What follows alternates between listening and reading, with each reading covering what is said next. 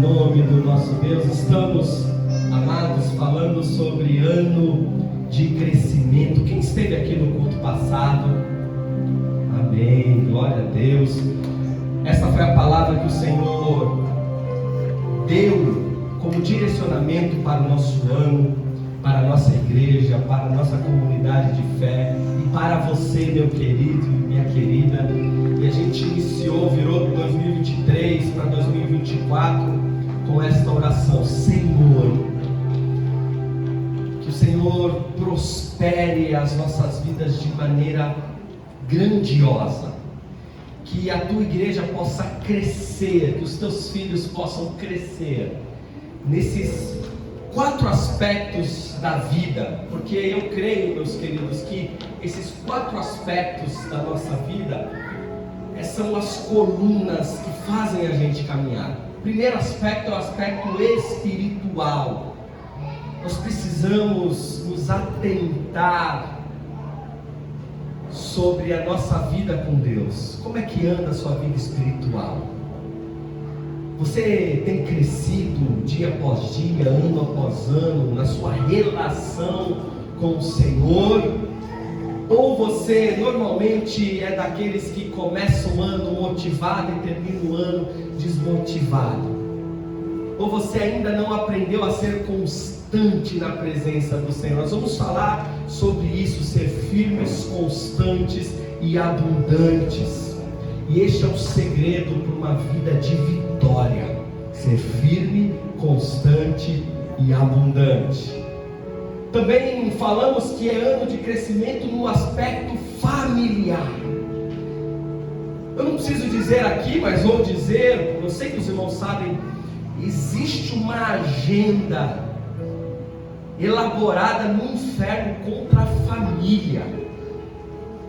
São tantos os ataques, você não precisa nem sair de casa para perceber que Satanás tem atacado as nossas famílias.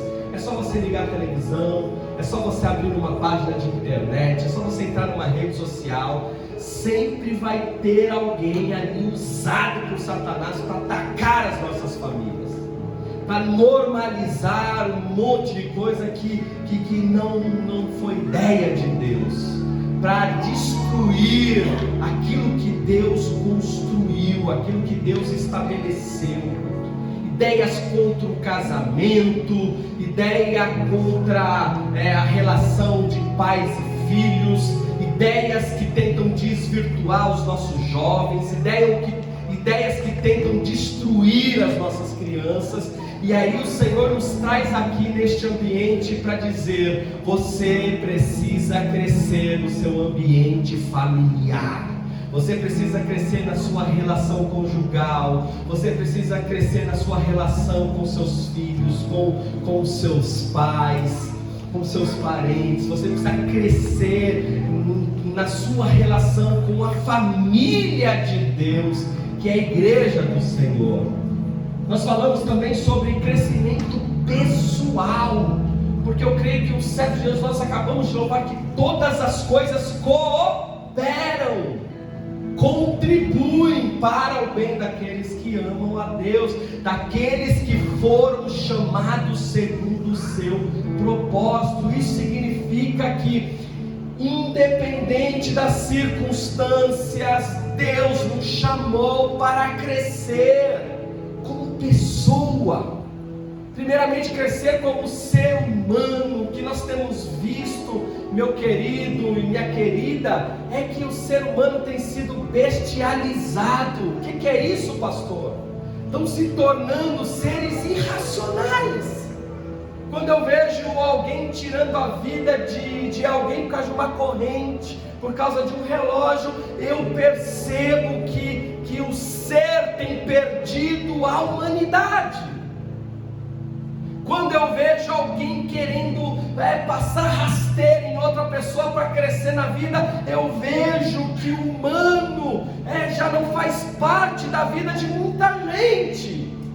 E o Senhor nos traz aqui para dizer: cresçam como pessoa, cresçam com uma identidade de homem e mulher de Deus, pessoas que fazem a diferença, pessoas que não têm dificuldade em perdoar, pessoas que não têm dificuldade em deixar o ressentimento para trás e seguir em frente, pessoas que agreguem, pessoas alegres, porque o que a gente vê demais são pessoas tristes se lamentando dia após dia, mas o Senhor nos chamou para a alegria, o Senhor nos chamou para frutificar. Que fruto é esse? Fruto do Espírito. O Senhor nos chamou para amar, o Senhor nos chamou para a paz. O que nós vemos muito são pessoas em guerra. Existem atualmente no nosso mundo duas guerras em curso. A guerra da Ucrânia e a guerra da Palestina, que tem ceifado tantas vidas. E deixa eu abrir um parênteses aqui e desabafar um pouquinho com os irmãos. Como entristece o meu coração quando eu vejo cristãos nas redes sociais disseminando ódio, apoiando a guerra.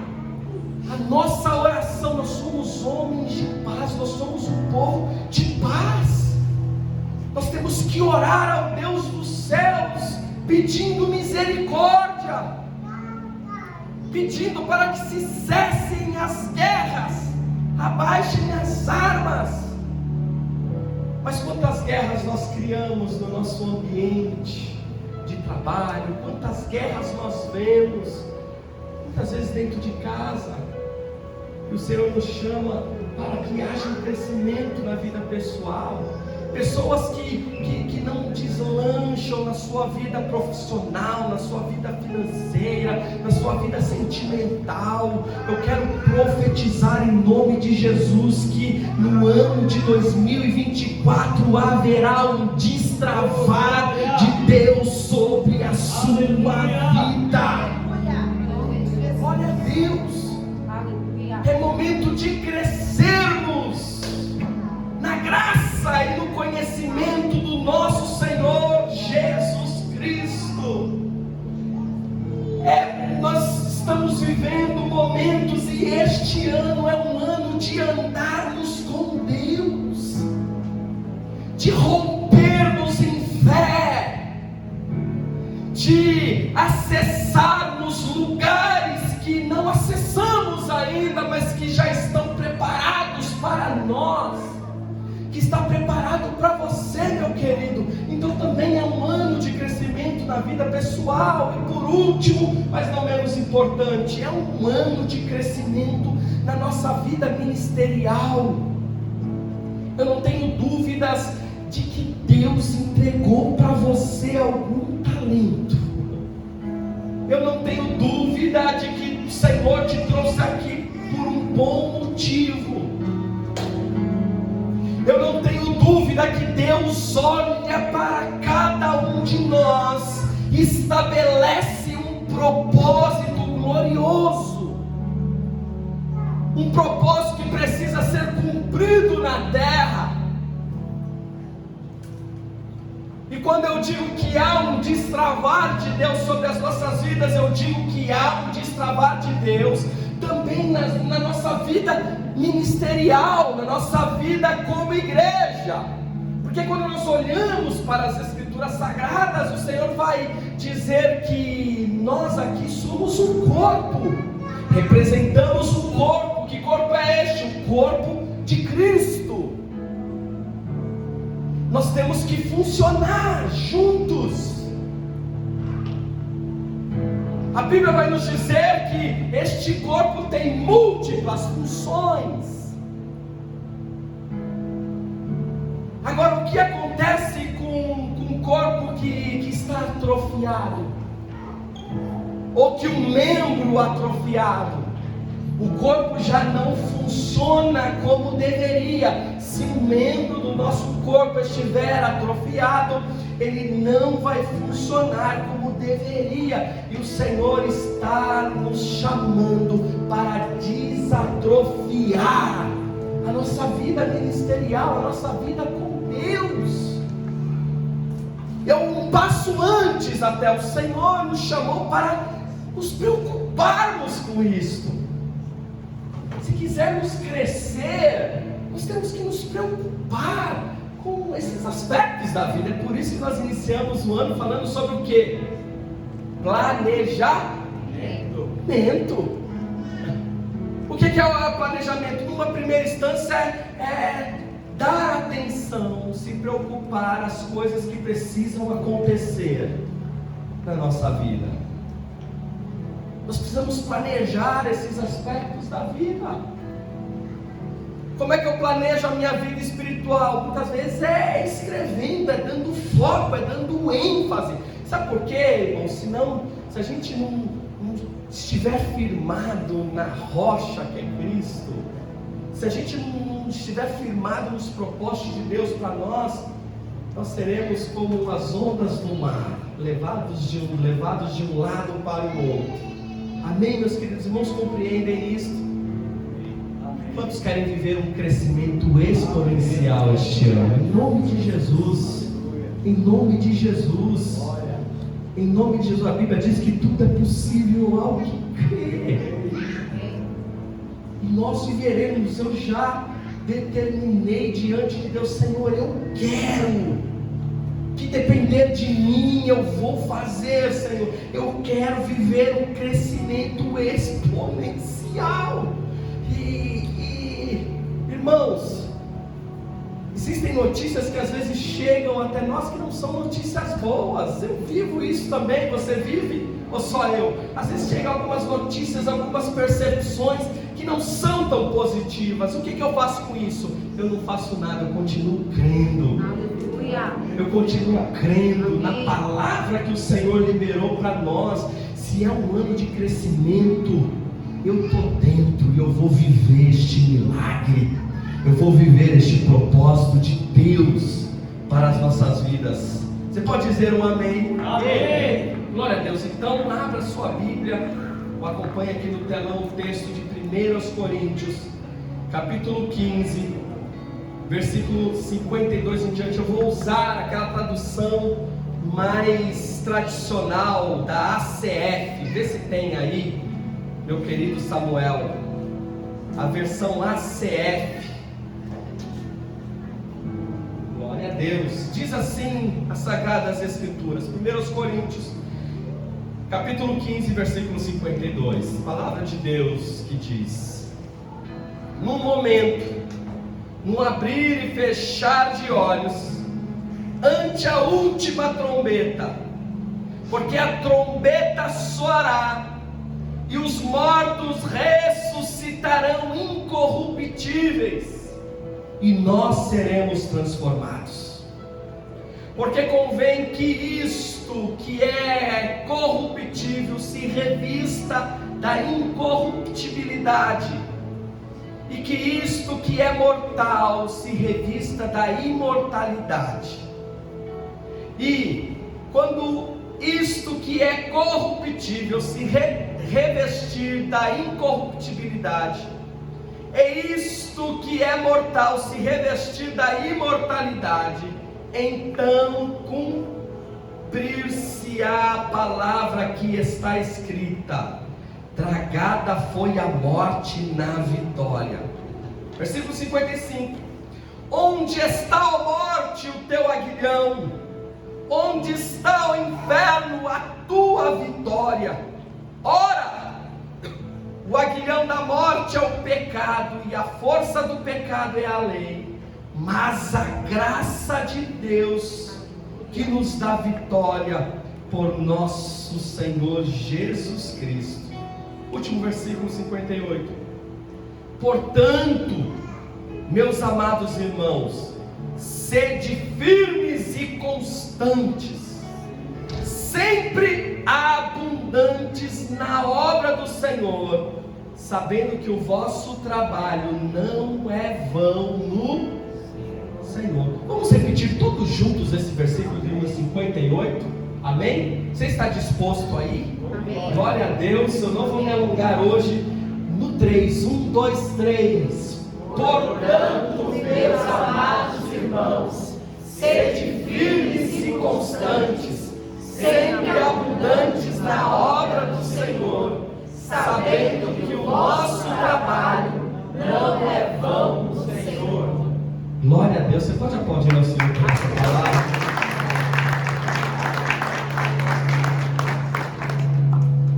Bem, queridos, devemos planejar a nossa vida.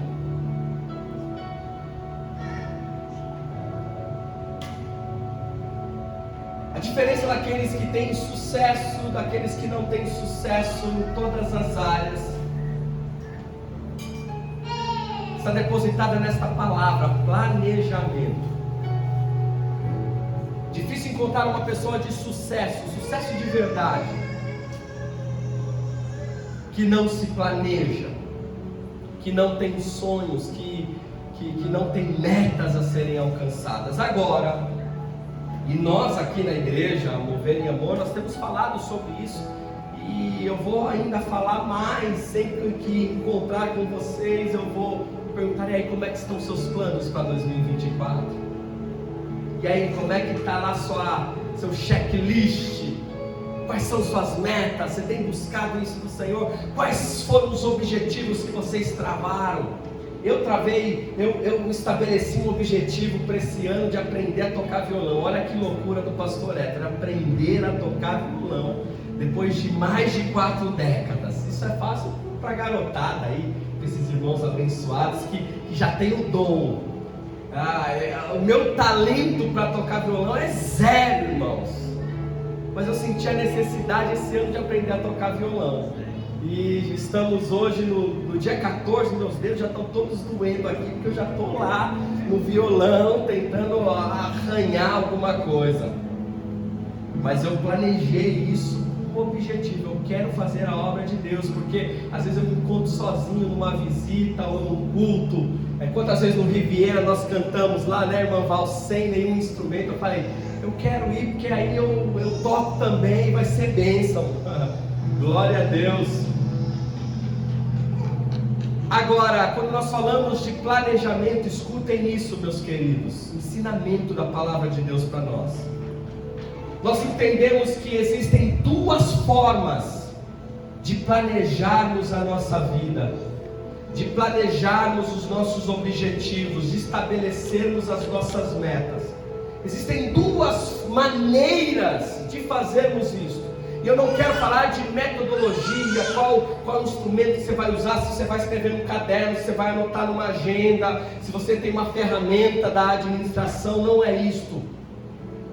Então, o que é, pastor Héctor? Quais são as 2 formas que temos de planejar a nossa vida? A primeira maneira que nós temos de planejar a nossa vida é planejá-la de uma forma transitória. O que isso significa? Nós planejamos a nossa vida de uma maneira transitória, isto é, que só dura um certo tempo, que é breve, que é passageiro.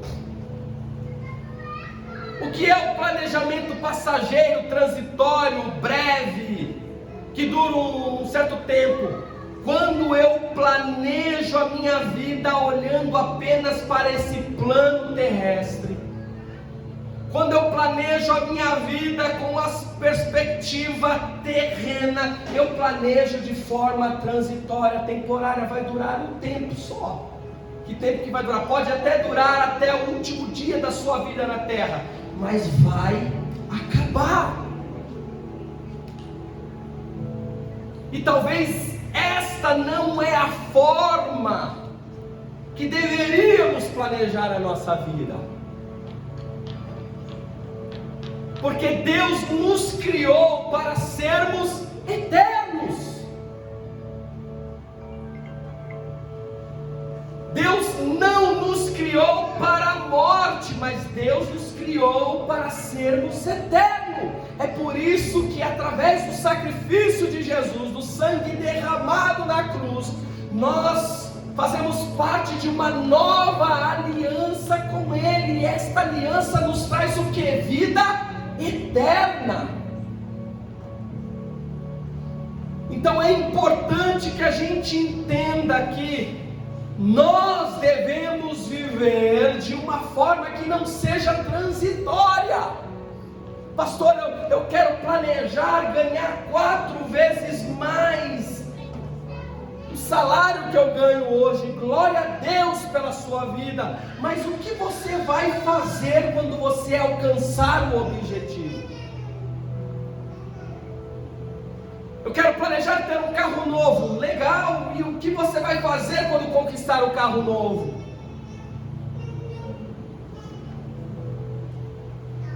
Nós precisamos ir além, meus queridos, dos planos da nossa vida.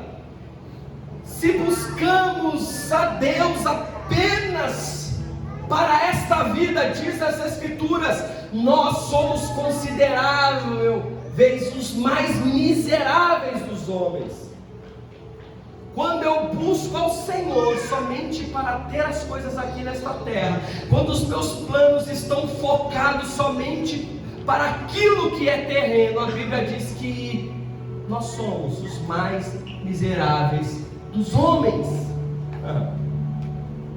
Então qualquer segunda forma de planejar a nossa vida é a forma que se tornará eterna, isto é, não tem fim. Eu planejo a minha vida olhando para o porvir, isto é, olhando para aquilo que está por vir. Jesus vai dizer em Mateus, no capítulo 6, versículo 19, as seguintes palavras: não acumulem para vocês tesouros na terra, onde a traça e a ferrugem destroem, e onde os ladrões arrombam e furtam, mas acumulem para vocês tesouros no céu, onde a traça e a ferrugem não destrói, e onde os ladrões não arrombam nem furtam, pois onde estiver o seu tesouro, aí também estará o seu coração. O que Jesus está nos ensinando? Que tudo que nós planejamos aqui precisa refletir a eternidade. Porque enriquecer de maneira ilícita, muitos chegam a este nível de enriquecimento de maneira ilícita, mas é transitório, uma hora vai acabar, porque ninguém leva dinheiro para a eternidade, para o caixão. Agora, quando eu sou abençoado pelo Senhor, quando eu faço planos para prosperar financeiramente, mas esse dinheiro é usado para financiar o reino, é usado para ganhar vidas ao Senhor, para o Senhor, aí eu estou fazendo um planejamento que visa o porvir, que visa a eternidade. Quando eu crio os meus filhos para que eles venham ser bem-sucedidos aqui nesta terra, eu estou planejando a vida dos meus filhos de uma forma transitória, porque depois eu passo e eles passarão também. Mas quando eu planejo a vida dos meus filhos para que eles sejam íntimos com Deus, o plano para os meus filhos é eterno.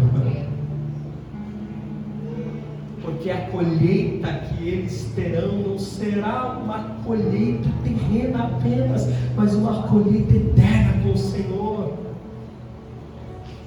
Final de ano nós tivemos a oportunidade de fazer uma viagem em família. Eu fui ali para o Rio Grande do Sul, e um dos passeios que nós fizemos, minha esposa, ela planeja tudo antes, né? E um dos passeios que ela planejou foi com uma agência chamada Broker. E eu observei que ali na região onde nós estávamos, de Gramado, essa agência é fortíssima. Em todos os locais tem essa agência Broker, publicidade é bomba. Uma agência bem sucedida de turismo naquela região. E nós fizemos um passeio com eles e fomos para uma cascata linda. Uma cascata de 130 metros de altura, aquela água, uma coisa maravilhosa, linda, e foi interessante o passeio, porque a agência disponibilizou um guia de turismo que nos explicava o histórico daquele lugar. Explicando o histórico, ela começou a dizer dos imigrantes alemães que vieram para o Brasil no século XIX, e falou de 2 imigrantes Guilherme e Bárbara Azen. Eles chegaram no Brasil em 1867. 1867 eles chegaram aqui. Vieram de navio em condições precárias. Uma viagem que deveria durar 3 meses, durou 6 meses. Muitas vidas foram ceifadas porque não houve um planejamento, não esperavam que ia durar o dobro de tempo a viagem. Eles vieram para o Brasil, se estabeleceram onde existe até hoje essa cascata. E ela contou a história daqueles alemães, nos mostrou aquela árvore genealógica. E o que foi muito interessante é que aqueles alemães foram os primeiros a trabalhar com a araucária, uma madeira muito rica ali naquela região, serviu para a construção de casas, de tantas coisas. E o interessante é que a agência de viagens é da tataraneta desses imigrantes alemães que vieram para o Brasil. E eu, ouvindo toda aquela história, eu parei para pensar e eu falei, uau, que coisa linda isso, né? Um casal que veio de outro continente, chegou no Brasil, não tinha nada, trabalhou com tanto afinco, com tanta dedicação, os filhos seguiram o legado do empreendedorismo, os netos seguiram o legado, agora depois de mais de 160 anos, o nome desses dois estão sendo lembrados. Coisa linda. Eu pensando no meu coração, aí o Espírito Santo falou comigo, meus irmãos.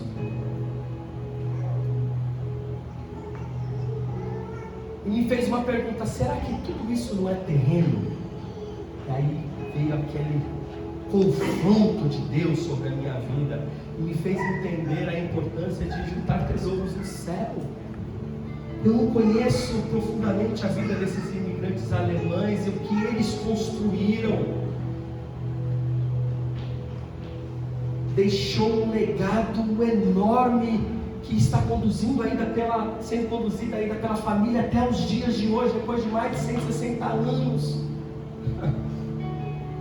Só que teve um dia na vida desses dois que eles se encontraram com o Senhor. E a pergunta que o Espírito Santo me fez: será que este legado tão lindo terreno tem algum valor no céu? E eu parei para meditar a importância da gente juntar tesouros no céu, a importância assim de nós planejarmos as nossas vidas. E é linda a história dos alemães, mas o Senhor me fez perceber que a vida acaba. Amém, meus queridos? Um dia nós nos encontraremos com o Senhor, é o que diz o versículo 52, o texto que nós lemos em 1 Coríntios 15. Num momento, num abrir e fechar de olhos ante a última trombeta, porque a trombeta soará e os mortos ressuscitarão incorruptíveis e nós seremos transformados. É importante que a gente planeje as nossas vidas nesses 4 aspectos, mas o nosso planejamento precisa apontar para Jesus. Amém. Pastor, então eu não devo planejar nada, eu devo só olhar para o porvir, porque a minha vida não é aqui na terra, a minha vida é no céu. Eu devo viver dia após dia aguardando o arrebatamento, que vier é lucro. Não, meus queridos, a Bíblia nos orienta a nos planejarmos aqui nesta terra, sim. Lá em Tiago 4,15, a expressão dessa epístola de Tiago se o Senhor quiser, viveremos e faremos isto ou aquilo. Isso nos dá uma conotação de planejamento. Se o Senhor permitir, eu vou fazer isto. Se o Senhor permitir, eu vou fazer aquilo. Agora, os nossos planos devem apontar para o reino dos céus. Os nossos planos devem estar em concordância com a pessoa de Jesus Cristo, porque senão não vale a pena. Aleluia.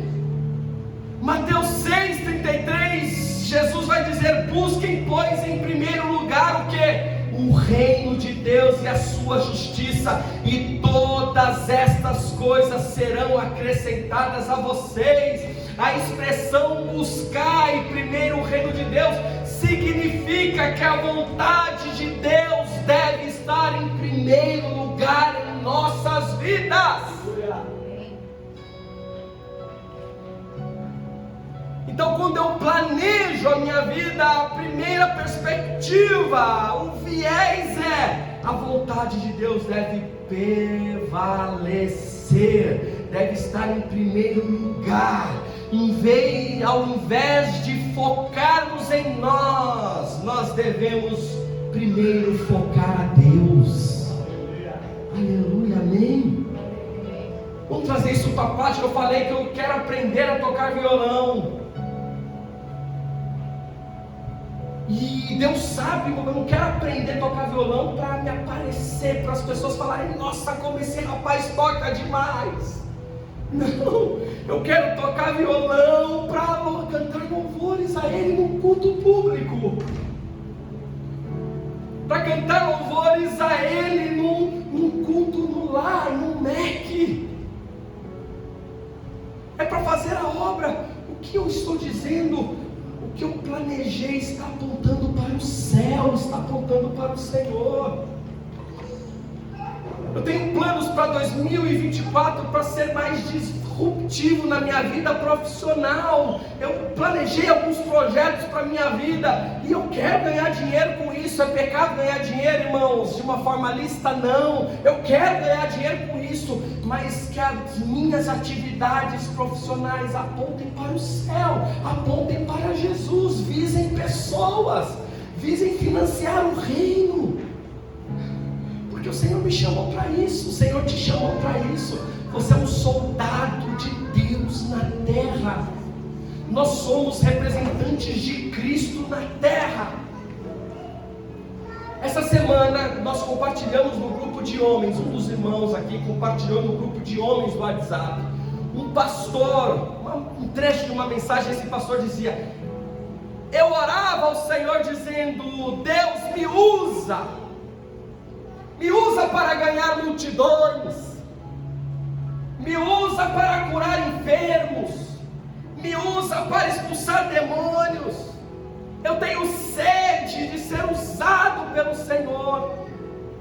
E este pastor, ele diz que ouviu a voz de Deus, e o Senhor falou para ele: meu filho, a sua oração está mirando errado. E ele tomou um choque com aquilo.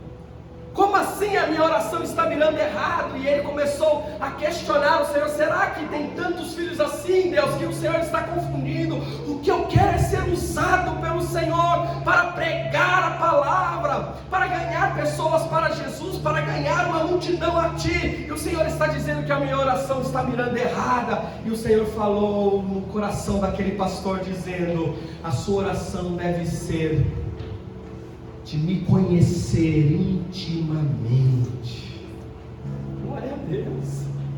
Porque pregar e ganhar multidões é uma consequência da intimidade que nós temos com Deus.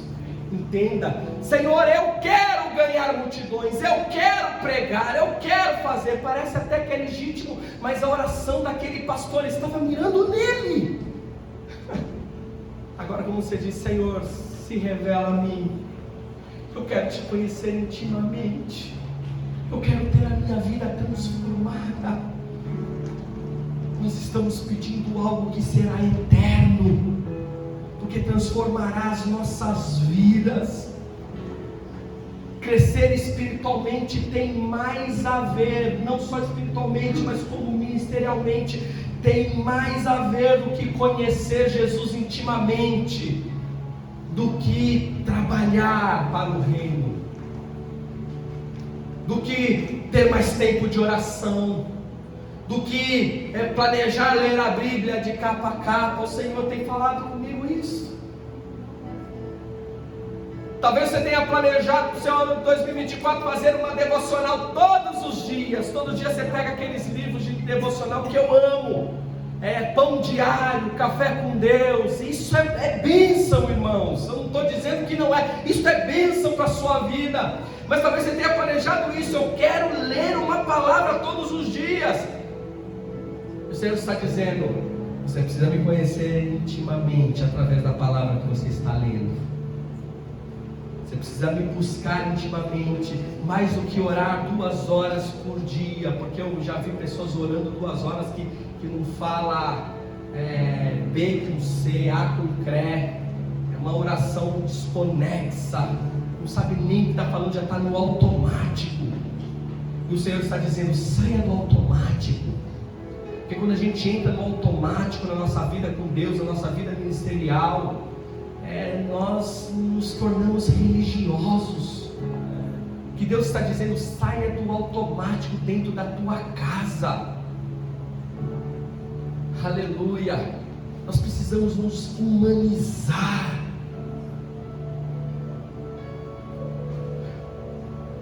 Quando eu faço planos na minha relação familiar, tem tudo a ver em conhecer Jesus intimamente. Sabe por quê, meus queridos? Mais do que planejar dar todo mês um buquê de flores para minha esposa, ou de levá-la para um restaurante novo a cada semana, eu tenho que planejar ser íntimo com Jesus de forma tal que ela, ao me ver, veja Jesus. Mais do que planejar dar brinquedos para as crianças ou fazer uma festa de aniversário de arroz, se você conseguir fazer, glória a Deus, faça. Mas mais do que isso, planeje ser uma referência para a vida dos teus filhos, de forma tal que eles vejam Jesus em você. Vejam Jesus em você. É para isso que o Senhor tem nos chamado. Para finalizar, o versículo 58 nos traz 3 atitudes que devemos ter nesse contexto: ser firmes, constantes e abundantes. Você quer que os seus planos deem certo? Então seja firme. Firme em quê, pastor? Seja firme em Jesus, esteja firmado em Cristo. O versículo 57 deste texto que nós lemos nos diz que a graça de Deus nos dá vitória por intermédio de Jesus Cristo. Eu quero ser bem sucedido nos meus planos. Esteja firmado em Cristo, porque a vitória vem de Jesus, por intermédio de Jesus. Sabe aquela parábola que Jesus contou da casa que foi construída na areia e da casa que foi construída na rocha? Vocês conhecem? Ambos construtores construíram uma casa, mas um construiu na areia e o outro na rocha. Entenda uma coisa: ambos tiveram trabalho de construir. Ambos lançaram o alicerce, ambos levantaram paredes, ambos fizeram telhado, ambos distribuíram os cômodos, ambos rebocaram e pintaram a casa, botaram portas e janelas, e as casas foram construídas lindas e maravilhosas. Mas Jesus vai dizer que aquele que construiu a casa na areia, quando a tempestade veio, quando o vento veio, a casa ruiu, a casa caiu. Mas aquele que construiu a casa na rocha, mesmo com a tempestade, mesmo com o vento contrário, a casa permaneceu de pé. A rocha é Jesus Cristo, que nós conhecemos através da palavra de Deus. O homem prudente é aquele que ouve a palavra e guarda. Portanto, meus irmãos, sejam firmes. Firmes em quem? Em Jesus. Ele é a coroa da nossa vitória. É Ele que vai nos abençoar todos os dias. Não esteja firmado nos seus planos, por mais bons que eles sejam. Não esteja firmado nas suas estratégias, por melhores que elas sejam. Esteja firmado em Cristo, autor e consumador da nossa fé. A Bíblia fala em ser constante. O que é ser constante? O que é constância? É assiduidade, é persistência. Porque virão tempestades, virão ventos, virão notícias ruins, circunstâncias adversas, e só vence aquele que é constante. Se a gente está falando de juntar um tesouro no céu, nós estamos falando, seja constante na sua vida com Deus, porque a sua vida com Deus vai reverberar em todos os outros aspectos.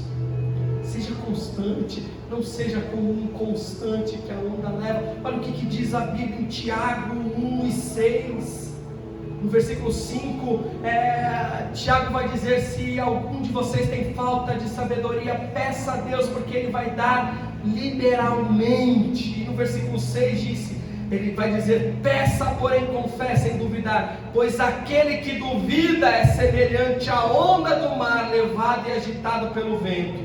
Não pense que tal homem receberá alguma coisa do Senhor. Versículo 8, é alguém que tem mente dividida e é instável em tudo o que faz. Pessoas instáveis não chegam a lugar nenhum. E constância tem tudo a ver com fé, meus queridos. É o que Tiago está dizendo: peça com fé, sem duvidar, para não ser como essa onda do mar, que é agitada e levada de um lado para o outro. Não seja alguém de mente dividida, que é instável em tudo que faz, mas tudo aquilo que você colocar nas mãos do Senhor, acredite que no seu tempo irá cumprir. O que nós fizemos aqui no domingo passado? Nós consagramos os nossos planos ao Senhor. E se você não fez, se você ainda não planejou, planeje, aponte o seu planejamento para Deus e consagre os seus planos ao Senhor, apresente em oração a Ele, com fé. E a partir daí, meus queridos, não tem margem mais para mente dividida. Não tem margem mais para comportamento instável, porque aquele que vence é firme e constante. E para finalizar, como devemos planejar? De forma abundante.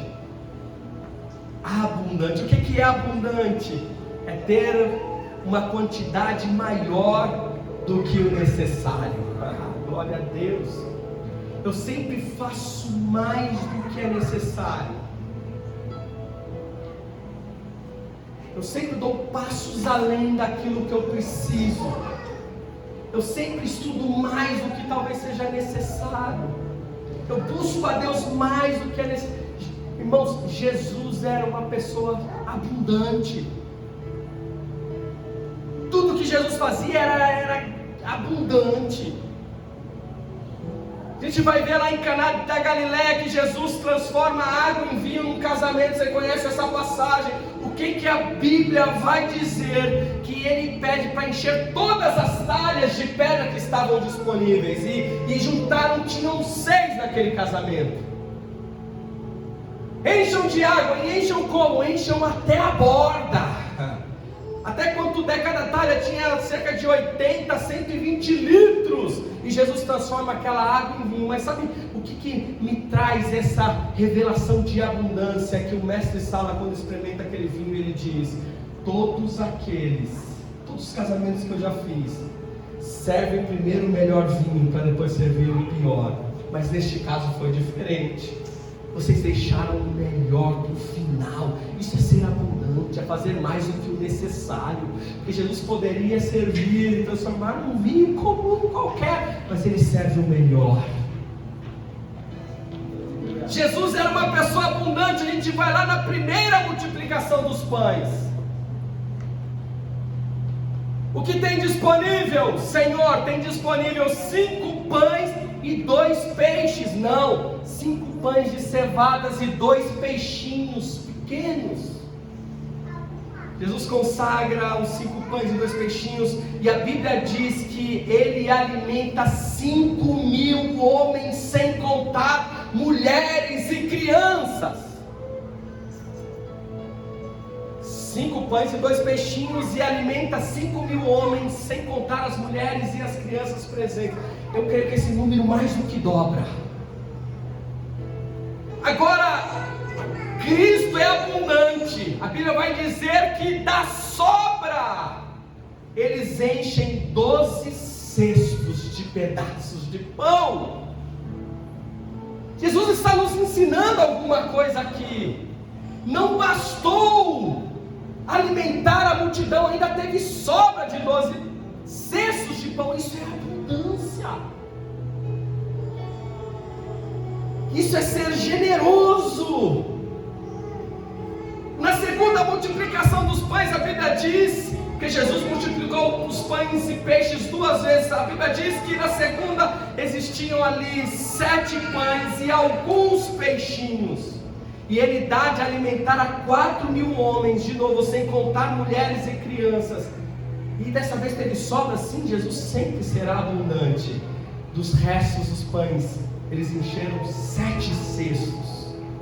Se coloque de pé em nome de Jesus. Se for necessário, meu querido, haja de maneira tal neste ano que você venha fazer mais do que o necessário.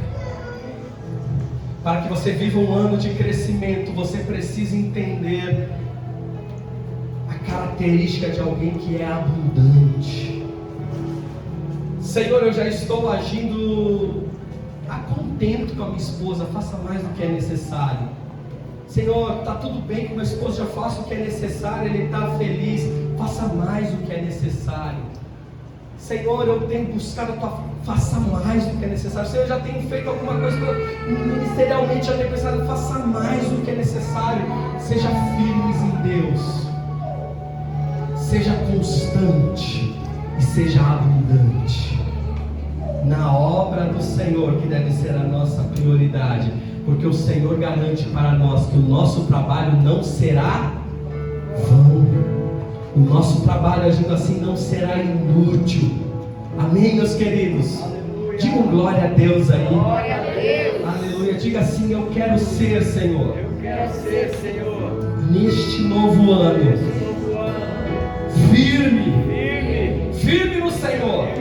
Diga assim: eu vou firmar a minha casa na rocha. Diga assim: que venham os ventos, que venham as tempestades, que venham os temporais, eu permanecerei firme na tua presença. Diga assim: eu quero ser, Senhor, constante. Eu não vou ser mais instável, eu quero ser constante. Diga assim: porque uma vez firmado em ti, eu serei constante, porque o teu Espírito Santo me ajudará. Diga assim: eu quero ser, Senhor, abundante em tudo aquilo que eu vier fazer, em prol da minha vida, em prol da minha casa, em prol da tua igreja, em prol do teu reino. Diga: eu quero construir uma vida diante do teu altar. Aleluia! Glorifique ao Senhor. Toda honra seja dada a ti, Senhor. Digno dessa canção, só tu és, Senhor. Aleluia! Digno do meu louvor, só tu és, Senhor. Digno da minha vida, tu és, Senhor. O eu sou teu. Diga: eu sou teu. Tu és digno, Senhor. Nome que é sobre todos.